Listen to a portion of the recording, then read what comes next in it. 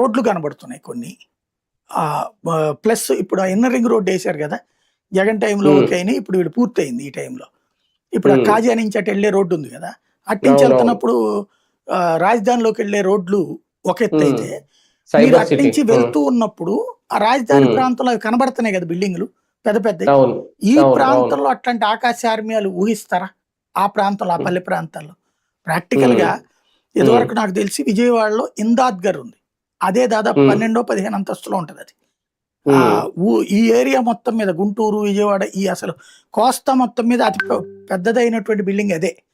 వక్ఫ్ వాళ్ళది, విజయవాడ కాళేశ్వరం మార్కెట్ దగ్గర ఉంటది, అదే పెద్దది అనుకున్నాం. ఇప్పుడు దాని తాత లాంటి బిల్డింగులు ఇక్కడ వస్తున్నాయి రాజధానిలో.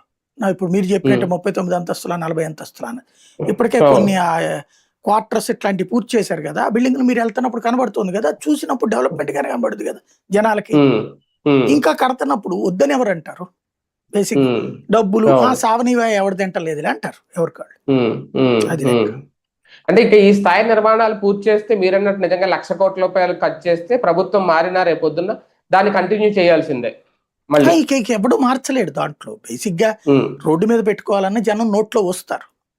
కాకపోతే ఏంటంటే వీళ్ళ పెచ్చతనం. ఇప్పుడు కేసీఆర్ గనక తనకి అప్పుడున్న సెక్రటేరియట్ నచ్చలేదని ఇంటించి పరిపాలన చేశాడు, తర్వాత కట్టించాడు.